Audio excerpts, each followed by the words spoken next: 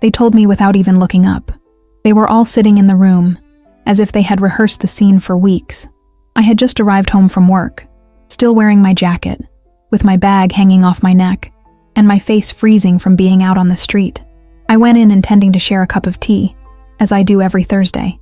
But that afternoon, there was no tea, just one sentence, spoken with a mixture of firmness and restrained shame.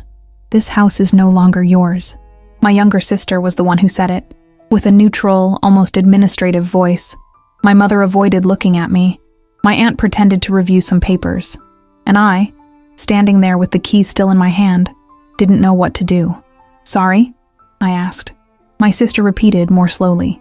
"We've decided that it's best if you don't continue living here." Decided, as if I weren't part of that we. My throat closed up, not by surprise, but by the confirmation of an old feeling.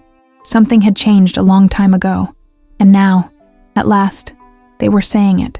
They were kicking me out, from the house I cleaned, that I took care of, that I sustained for years when no one else could even pay for gas.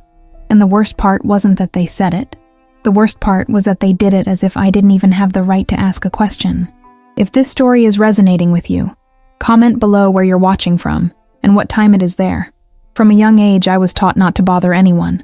We'll have to wait, to take the first step towards reconciliation, even though I wasn't the one who broke anything. She was the older sister, the strong one, the one who understands. And so I learned to live by giving in. I gave up some space. I gave up time. I even gave up my own silences so that others could speak first. When Dad got sick, I was the one who took care of him. When Mom couldn't pay the bills, I was the one who contributed from my first job.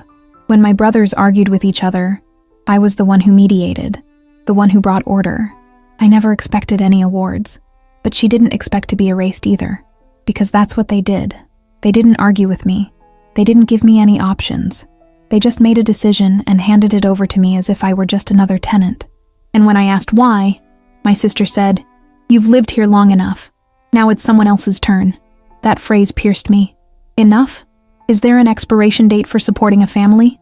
What they never said out loud was what their actions screamed. You were always useful, but you were never part of it. And that day, I understood that my role had been functional, not emotional. I was the older sister who put up with everything. And that's why they believed it would withstand this too, but not this time. A week later, they called me in to talk seriously. The meeting was in the dining room. Everything was perfectly arranged. Papers on the table, cups with cold coffee, rehearsed expressions. My mother sat to my left without saying anything. My sister spoke up. Dad didn't leave a formal will, but we thought it was fair to divide what's left among those who are still building their lives. That, it seemed to us, made my stomach turn. Who decided that I wasn't building anything anymore? Since when does living with dignity no longer count as a life under construction? They tried to justify it with convoluted phrases. You already had your time. Young people today have children, responsibilities. Don't take it personally. But there was no way it wasn't personal. He was everything. Because it wasn't about square meters. It was about memory.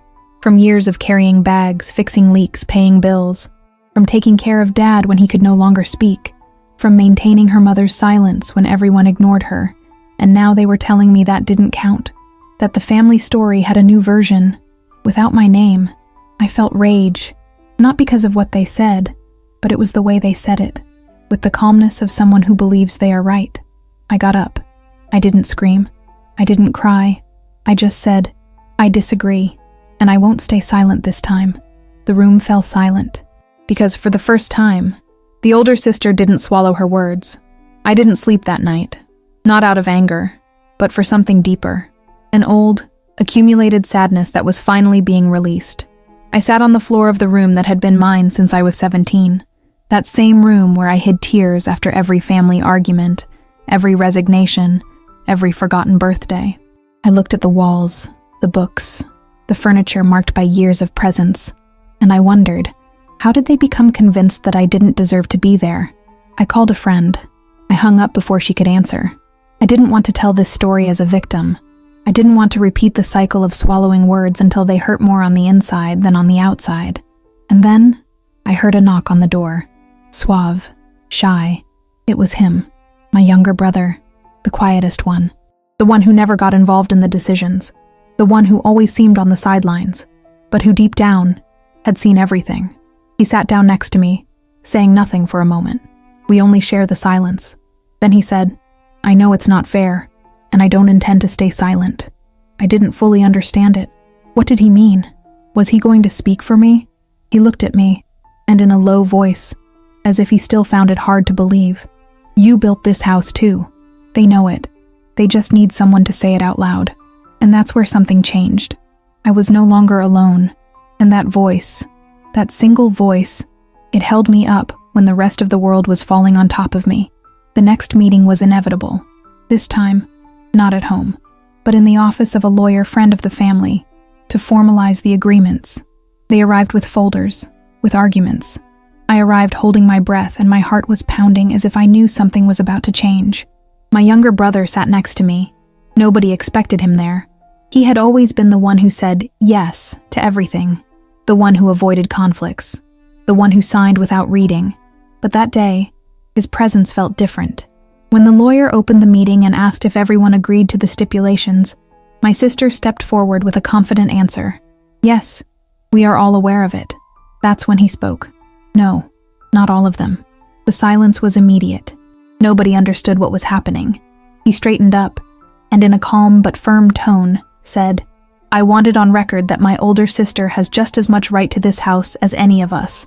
My mother narrowed her eyes. My sister shifted uncomfortably. The lawyer stopped the pen. She was the one who took care of Dad, who held this house together when no one else could. Now we're going to pretend that didn't happen? I stared at him, unable to breathe. It was as if someone was saying out loud every word I had kept inside for years. They weren't screams. They weren't complaints. The only truth, said with the calm of someone who is no longer afraid. And at that moment, I felt that finally, someone had made me visible. The phrase was clear. Rotunda, like a key turning in the lock of years of closed doors. She also built this house. Joy without tremors, without permission, no beating around the bush. And at that moment, nobody knew what to say.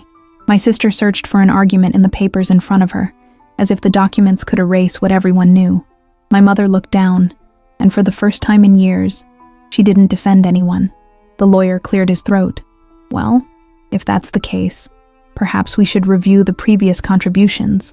And my brother added, without moving, "I'm not just talking about money. I'm talking about presence, about responsibility, about love."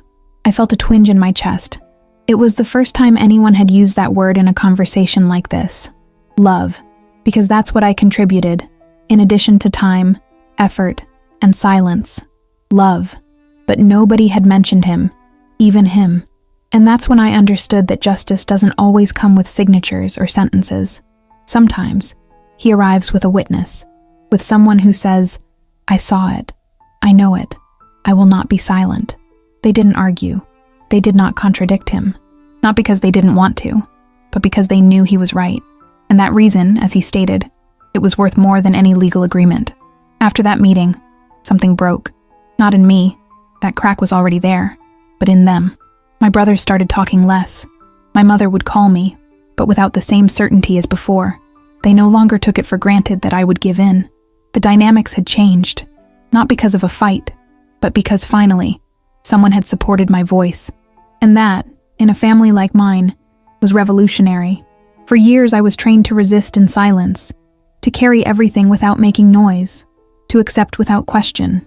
But now, she didn't have to do it alone anymore. My brother and I started seeing each other more often, not to talk about inheritance, nor from the others, just to remember who we were before our families divided us into invisible factions.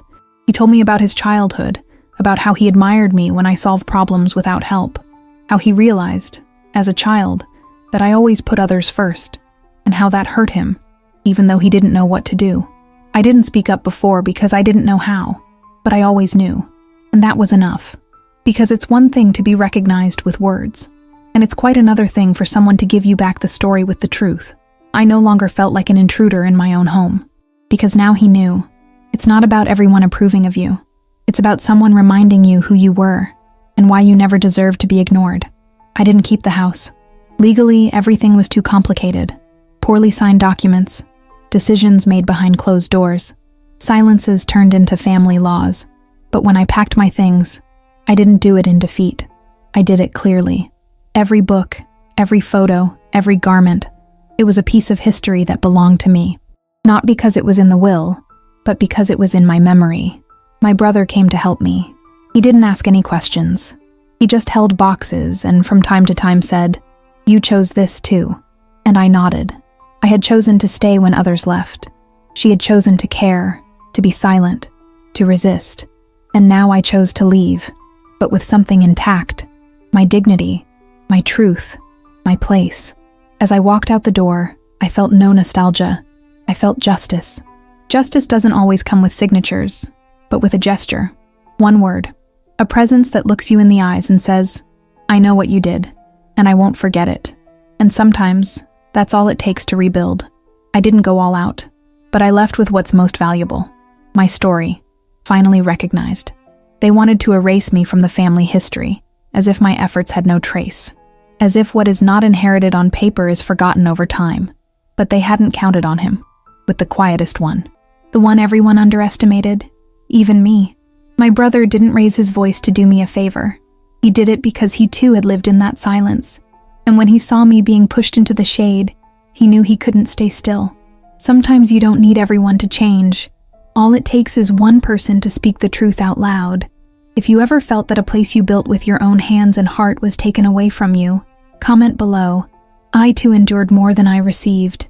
And tell me, from what part of the world are you watching this? And what time is it there?